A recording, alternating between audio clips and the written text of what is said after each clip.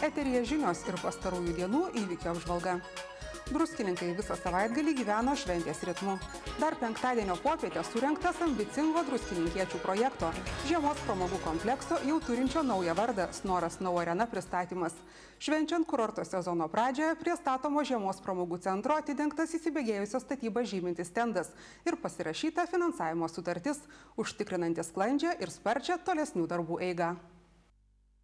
Visus metus veiksiantis žiemos pramogų kompleksas Snoras Snow Arena Druskininkuose pirmasis ir vienintelis toks objektas Baltijos regione.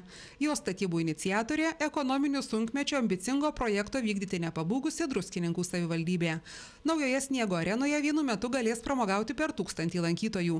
8 hektarų teritorijoje įrenginėjamos uždaros lauko ir pradedančiųjų slidinėjimo trasos, kurių bendras ilgis sieks daugiau kaip 1100 metrų. Po vienu stogu bus įrengta ir čiuožykla, snieglenčių zona, kavinės, restoranai, vaikų pramogų zonos.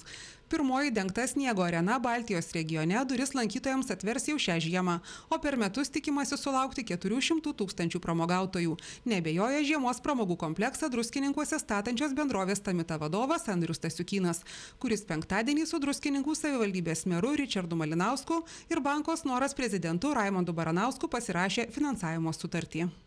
Ši diena ypatinga tuo, kad su bankas Snoras pasirašome finansavimo sutartį ir bankas Snoras suteikia trasai savo pavadinimą, kurį šiandien ir pristatom visuomeniai, Snoras Snow Arena ir patvirtintą logotipą. Darbų eiga kaip ir ėjo, taip ir eina pagal grafiką. Dabar, kada atsirado partneris, garantuotas partneris bankas Snoras, darbų eiga tikrai neatsiliks nuo grafiko ir kaip planavimo, tai viskas ir bus.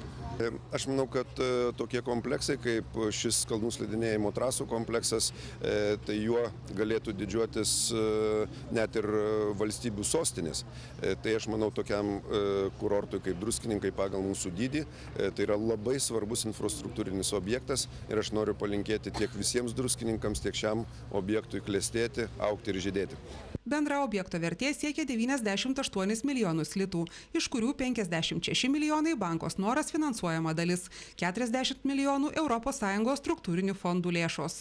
Man kaip bankininkui labai imponuoja verslininkai, kurie net iš šio galbūt ekonominio sunkmečio laikotarpiu sugeba surasti perspektyvių projektų ir tiesiog įtikinti mus bankininkus, kad tas projektas yra geras, kad jis yra ekonomiškai naudingas ir atsakingai įtikinti ir gauti finansavimą. Todėl bankas, kadangi mes finansuojame šio projekto didžiąją dalį, suteikdami beveik 60 milijonų litų paskolą, kita dalis yra apie 40 milijonų iš ES struktūrinių fondų, tai be abejo, manau, kad nebeturėtų kilti klausimų, kodėl ir arenos vardas yra Snoras Snow Arena, todėl kad tai yra mūsų didelis objektas, kurį mes finansuojame ir aš manau, kad tiesiog ir galėčiau pagirti, reiškia, miesto merą Richardą Malinauską ir visą miesto administraciją, kad jie taip pat randa galimybę, reiškia, gauti finansavimą iš Europos struktūrinių fondų ir tai tas objektas tikrai sudarys didelės galimybės visam turbūt Druskininkų miesto verslui, nes tai atsiras naujos nišos dėl padidėjusių klientų srautų. Naujasis pramogų kompleksas bus patrauklus ne tik Lietuvos, bet ir aplinkinių regionų slidinėjimo, kitų žiemos pramogų mėgėjams bei sportininkams profesionalams, po vienu stogu rasiantiems visą poilsio, sporto ir pramogų paslaugų paketą.